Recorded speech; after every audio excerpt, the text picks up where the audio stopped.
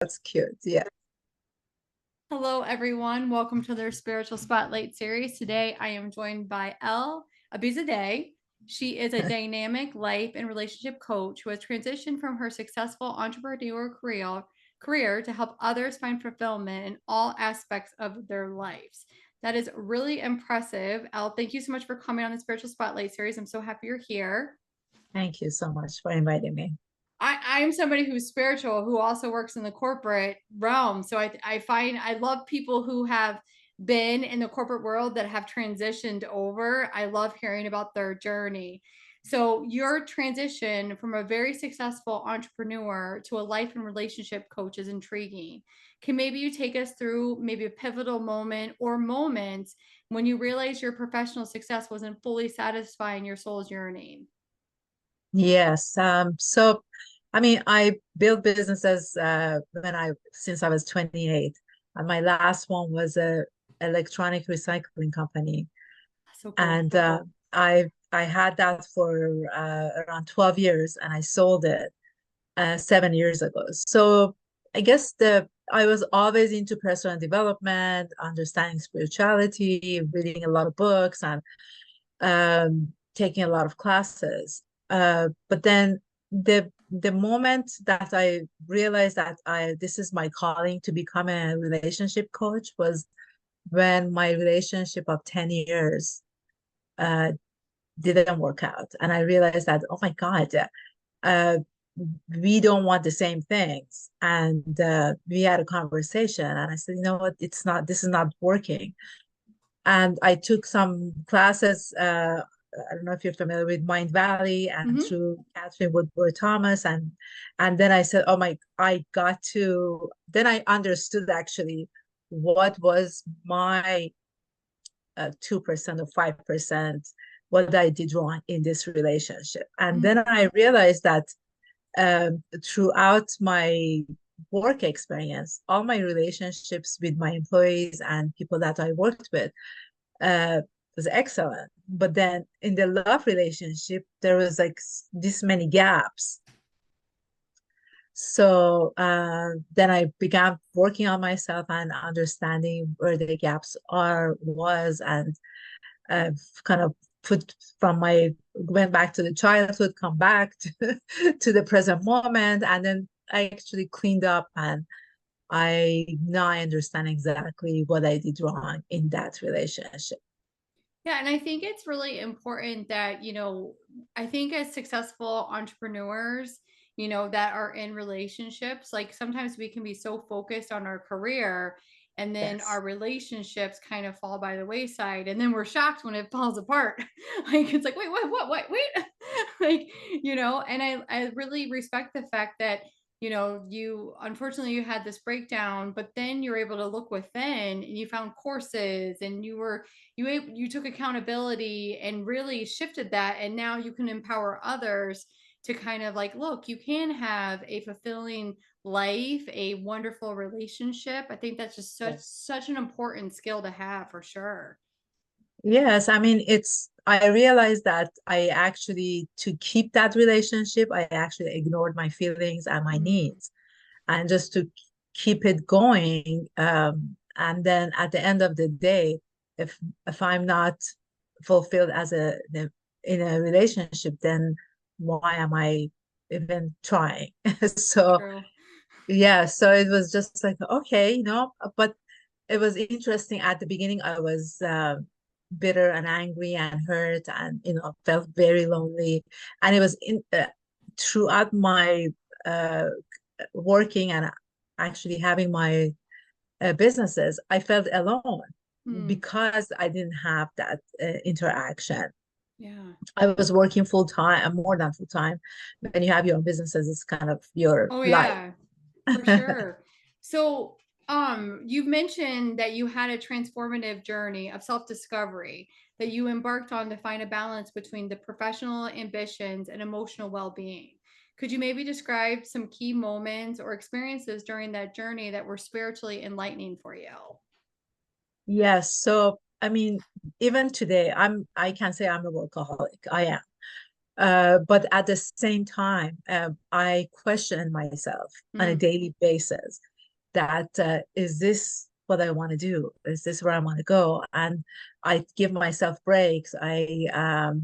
I go every morning, I go for a hike. I mean, there's like self-care stuff that I yeah. never did in the past. If I did it, it was just like so it was not intentional and it was Mm, just not it wasn't like didn't work for me. But now I actually have a great relationship with myself. I mean, that's That's really super important. Like, as it yes, doesn't even if you're a homemaker or you have a career, like, I feel like so many of us put self-care to the side, and it's like it's almost a stigma to really take care of yourself. And it's like, no, if you, and I'm sure you feel this now too, like, if I'm not fulfilled and happy, then how am I going to provide love and care to other people? exactly, exactly. And the other key thing that worked out for me was I befriended my feelings, Mm, which I could not do in the past. So yeah. if I'm sad, angry, happy, whatever feeling comes up from the interactions that happens outside of me, or some incident happens and some kind of triggers, uh, it's I have some tools now that I can, Yeah. and that's how what I teach my clients, uh, that it's okay to just sit with that feeling with at least 2 minutes, five, whatever time it takes for you to understand and say, okay, you know what, you're angry or you're sad, it's fine. Let's look at that. What happened? Let me, what Right. do you need now? Yeah.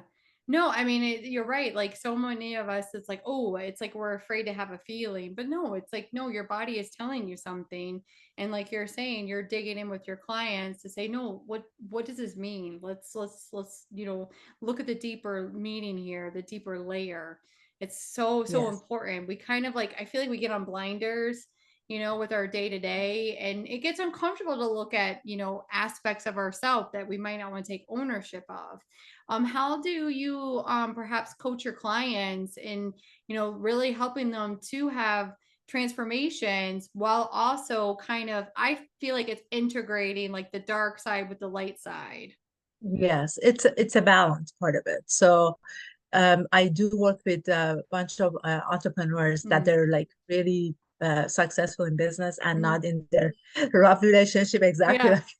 like what I who I used to be. And it's a balance, and it's just being so in touch with who you are and what Right. your needs are. And it's work, Mm, but it's step by step, and it's understanding how you kind of interacting with other people, even the movement, even going to the buying grocery. Do you have the eye contact with other people? Do you say hello, or you just like zoom in and out? And it's just you're not open to receive interactions and have a conversation, just a mm. small, I zoom in and out, so maybe I need to book some sessions. So it sounds like you have a very deep understanding of the significance of true human connection. Can you maybe elaborate on how you guide your clients in developing authentic relationships, and why do you think it's crucial for their spiritual growth? uh, I mean, the first step is to be understanding who you are Hmm. and be okay with where you are and what has happened in the past. A lot of clients, or including myself, have some interactions in the past life throughout their families that was not pleasant. So we go step by step, and the forgiveness is part of it. That understanding that the people that kind of shaped who you are today, they didn't really have those understandings or the tools or knowings. Hmm. And that's the way that you just forgive that what happened in the past. And then let's just start from today and see who you are now and what I I give you an example. I had a client who in his 30s, he has a child in the middle of the divorce, and a lot of interactions with the ex was about his interactions with his dad. Mm, So in a couple of sessions, he really understood how that has shaped who he is, that those interactions. And then the question I asked him was that, okay, you have a 3-year-old daughter. Are you gonna also model those interactions with your child at today?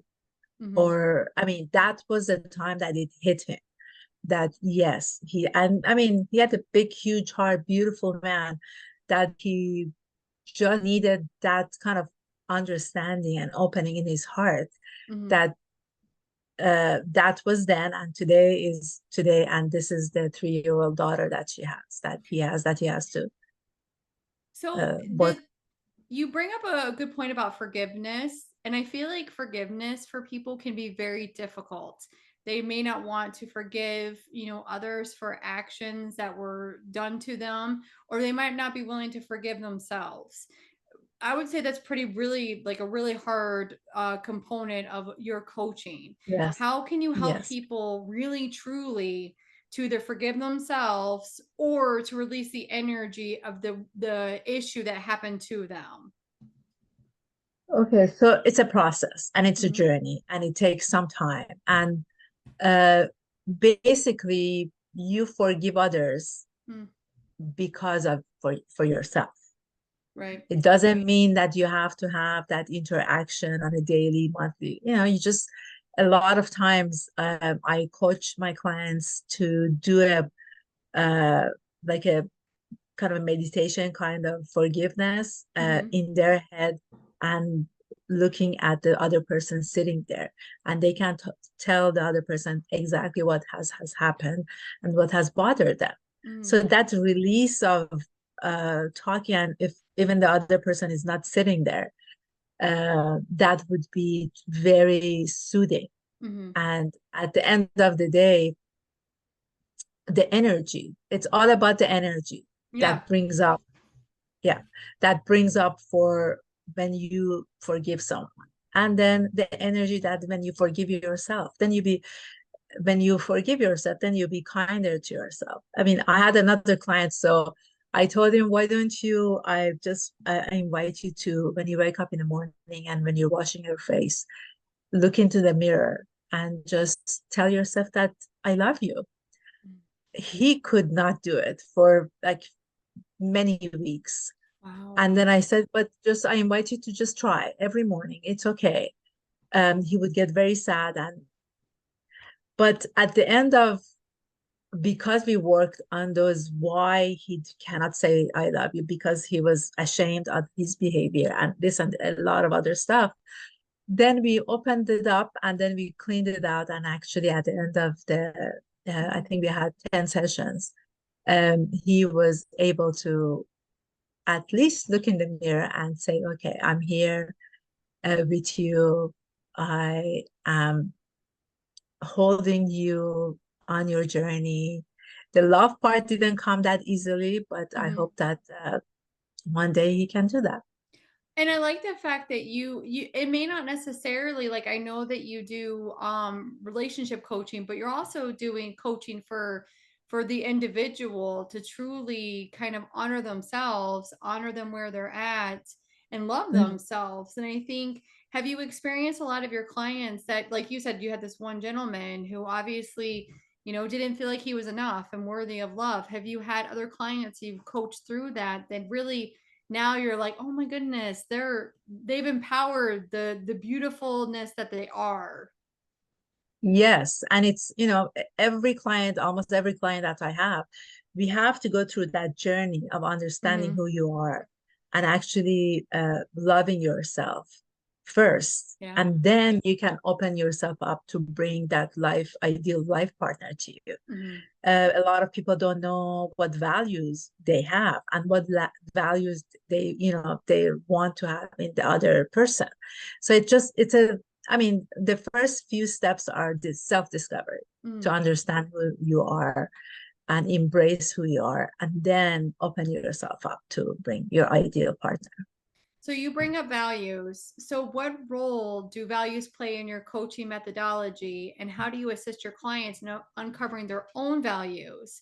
And why is it such a fundamental step towards achieving personal and professional harmony? I mean, it's you cannot be dating someone or going out with someone who's not honest. If that's the value that you consider, That's scary. yes, that's you. If you're an honest person and you want to have another honest person in your life, so you say this is about, and if there's you, uh, if the other person doesn't have that value, then it's not going to work. Yeah. Even if you like five other things, it's the same thing that you want. But that if that's the highest level of who the value that you want have in your heart, then it's not going to work. Yeah. So do you help your clients to kind of like uncover, look, these are the values that mean the most to me, and this is the values that you should be looking for in another partner? I give them homeworks. Oh, I love that. Yes, so there's a lot of like so this is how I work. I send them homeworks. There's a questions, the passages that they have to read. Mm-hmm. And then when they come back, we process everything together. So Okay. when I mean, on the questionnaire, it says, what are the values that you have and what are the values that you want in your partner? Mm-hmm. And I really invite them to go deep because that's the time that they understand what has not worked in the past Yeah. and what they can invite to come in today that will work for them. Yeah, I like that you give them homework. It's almost like, look, we're going to process this together, but this is work that you're going to need to dig in and do yourself. Like it's super important, because if you're just holding their hand, I don't know Yeah, how much transformation they're going to be doing. yeah, it's a commitment. And also I don't call it homework, I call it heart work Oh, I because love that. it has to come from their heart and they have to commit to themselves. I Mm, mean, the first time that we meet, I ask them what's their intention of yeah, these working together. And I keep every time that we meet, we look at that intention.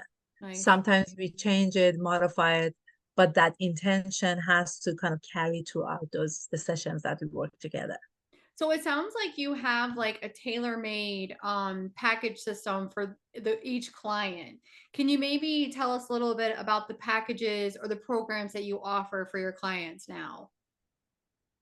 I coach my clients through Calling in the One and Conscious Uncoupling book. Hmm. And I have 7 or 10 or 12 sessions that I offer. Actually, I'm putting together a group coaching at the Nice. moment that is going to be probably offering it in the end of October. Okay, awesome. So by the time this interview airs, you'll have that coaching program. Will you be launching another one, do you think, in 2024? I am looking into different, yes, because I Perfect. see that uh, as a very successful entrepreneur, you don't have that much time. Yeah, so true. Most And I valuable understand asset. it. So I'm putting courses together as mostly audio, and then they Oh, can perfect. listen to it anywhere that they are. And then there was just like a worksheet that they can just sit down when they have time to reflect. Yeah. And I also offered throughout those like 5 or 10 coaching group coaching sessions, 2 sessions that we can work face to face, Oh, I love one that. on one. Yeah. So if anyone's interested in maybe reaching out to you to do one-on-one coaching or group coaching, or maybe this audio program with the heart work that you're going to be putting together, where's the best place for someone to go to check you out? So I believe in heart to heart relationships. So my website is heart number two heartcoaching.org. Oh, I love that. So you can find me online and be happy to I work love with you. that.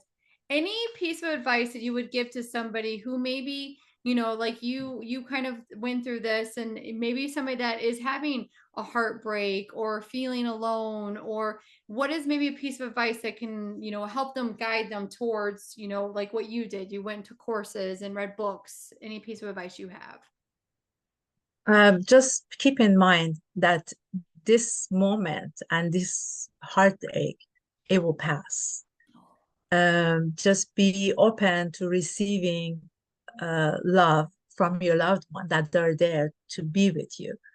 And then everything else will work out step by step. I love that. Step by step. That's such beautiful advice. I think we forget that. It's like, like you said, like you felt isolated and alone sometimes, and it's like, wait, I've got, maybe my sister, maybe my mom, maybe my neighbor, but not Rachel, who's not going to talk to the people at the grocery store. I'm gonna work on that just for you.